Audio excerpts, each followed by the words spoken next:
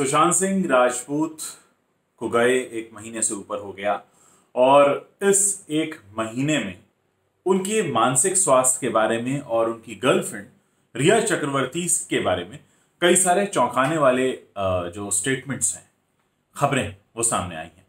अब तक पुलिस ने सुशांत सिंह राजपूत के 4 डॉक्टर से बात की है। जी हाँ, 4 अलग अलग साइकेट्रिस्ट से बातचीत की है, पूछताछ की है और उनसे ये पता लगाने की कोशिश की है कि वो इन चारों से क्यों अलग अलग समयों पर ट्रीटमेंट ले रहे थे।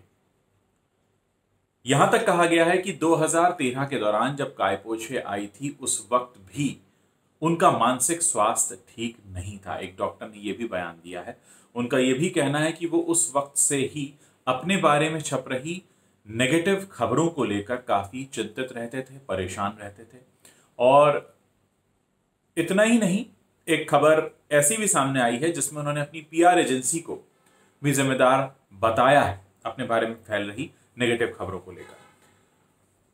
अगर हम 2013 की बात करें और जो डॉक्टर ये क्लेम कर रहे हैं कि वो उस वक्त भी उनका इलाज कर रहे थे, तो ऐसे में अंकिता लोखंडे को सामने आकर कुछ बोलना चाहिए, क्योंकि 2013 ये वो वक्त था जब सुशांत अंकिता के साथ रह रहे थे। अब हम बात करते हैं रिया चक्रवर्ती की।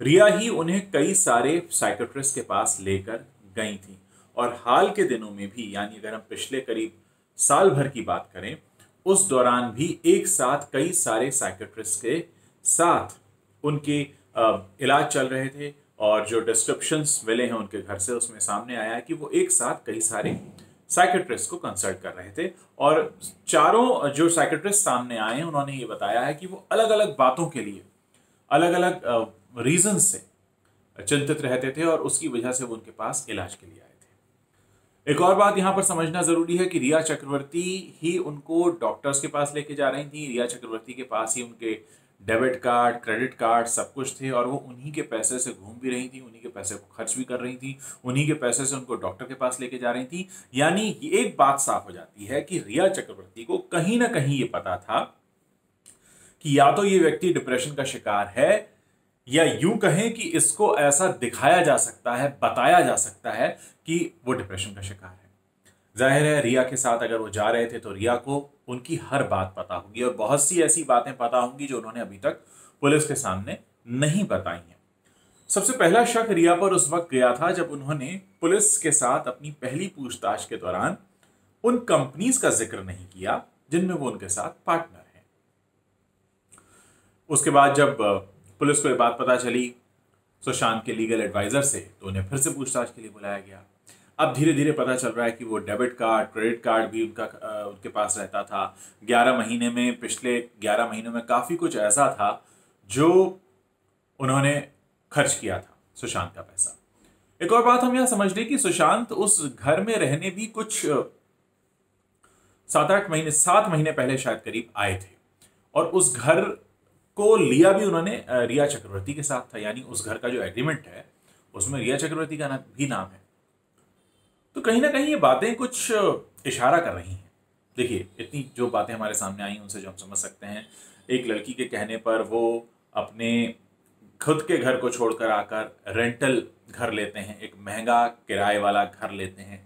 उस लड़की के साथ वो बाहर घूमने जाते हैं, वो लड़की उनका पैसा खर्च कर रही है, वो लड़की उनकी बिजनेस पार्टनर बन जाती है। 1 साल के रिलेशन में, 1 साल का उनका जो रिलेशन था उसमें वो बिजनेस पार्टनर भी बन जाती है, उनके सारे पैसों का हिसाब रखती है, उनको अलग अलग डॉक्टर्स के पास लेके जाती है, उनके क्रेडिट कार्ड, डेबिट कार्ड सब उनके पास रहते हैं। और वो लड़की 1 महीने तक सीबीआई जांच की मांग भी नहीं करती है। और जब अचानक उसको ऐसा लगता है कि अरे सोशल मीडिया पर वो अचानक वैम्प बनती जा रही है, खलनायिका बनती जा रही है, तो उसके बाद वो गुजारिश करती है कि इस पूरे मामले की सीबीआई से जांच कराई जाए।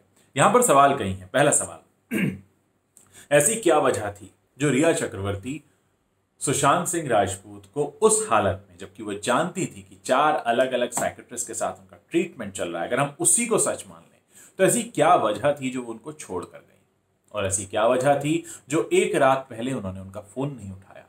ऐसी क्या वजह थी जो उनके सारे फाइनेंशियल ट्रांजैक्शंस पर उनका कब्जा रहता था? क्यों उनके डेबिट कार्ड और क्रेडिट कार्ड उनके पास थे? क्या वो पैसे के लिए उनके साथ जुड़ी थी? क्या 1 साल के रिलेशनशिप में आते ही 2 अलग अलग कंपनी शुरू कर देना, खुद पार्टनर हो जाना, अपने भाई को पार्टनर बना देना, क्या ये सब कहीं ना कहीं कुछ इशारा नहीं करता?